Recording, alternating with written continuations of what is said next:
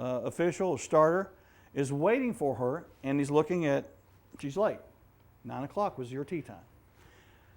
By rule, remember as I say by rule, this lady can turn around, as Dave said, she can go back to the Dairy Queen and have her breakfast.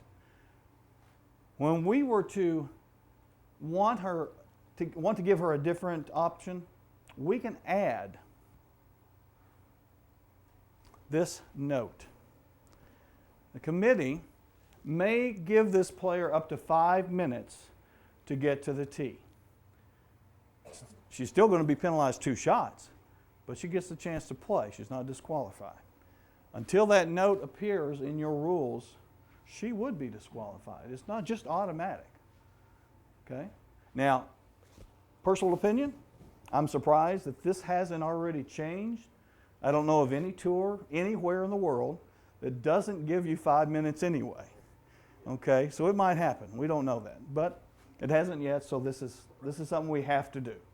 Give you the give you the note if we want to give you 5 minutes. You just always want to put it on your rules. Right. If you have a local event, running tee times, put it on your rule sheet. All right. Can I ask a question on that? Anytime. Whose time do they go by? My watch might say 9 o'clock when I step on the tee. The starters might say 9:02, and the clock in the clubhouse might say 9:03. I'm the starter. I'm the starter. You better be there early. A lot early. Okay? Don't give yourself any chance of being late. Yeah. And it can be I'm not being smart about it, but it can be a touchy situation when we're trying to run a competition and every clock you see is different. Okay? But it's the starter. That's the official time you got to go by. It also means you need to be on the tee, the club, and the golf ball ready to play when it's that time. Not off in the cart, not driving up in the cart, not in the clubhouse getting a hot dog, but they're on the tee, ready to play at that time. KGA against the risk of on the tee. And that's the official point. That's why it's there. You want to be in one, playing green one on the driveway. Now the B part of this rule has to do with groupings, and what we're asking you to do is whatever your tee time is assigned to you, stay in there unless an official comes to you and says, the group ahead is having some problems. We're going to try to make this pace of play better. We're going to move you on up. You play around them, okay? But we're going to keep that rule in, except for that situation. 6-6, again, we have a scorecard here. Remember our decision we got to change because of the signature? Well, this is Patrick Harrington, and I understand he may be leading the tournament this week. Nissan? So he played in the 2000 Invitational, looks like Benson Hedges. That's his name right there. These are all his scores right there. There's a signature here and a signature here.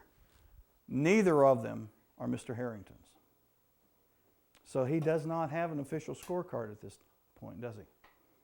His responsibility is to sign his scorecard. That rule has not changed. That's not part of the change that's happened. So you got to have your signature and your score on whatever official scorecard you're carrying. And that was a disqualification. He didn't have a score because it was not official. And again, going back to the signature, this was the change. Anybody remember Roberto De Vicenzo? 1968 Masters. He's not real happy because he just found out he lost the Masters by 1 shot.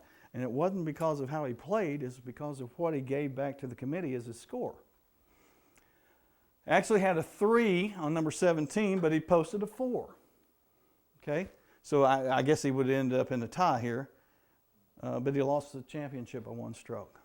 Because he didn't. No. No. He posted a 4, which was more than the score they made. We're going to keep the one that's more. If he had a 4 and posted a 3, that's a DQ. Okay?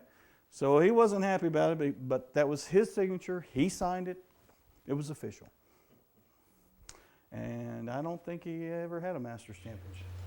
And they've since changed that. And now they have people go over the scorecards with you. At that time, he did not speak real good English. And basically what happened to him, PJ made sure it never happened again. We hope it doesn't. We hope it doesn't. Sometimes they will. Sometimes they'll be so frustrated they'll throw the scorecard down. Once they're out of the team, the scoring area, if that's wrong, he's gone. It's a disqualification. So they actually have guards that are saying, wait a minute.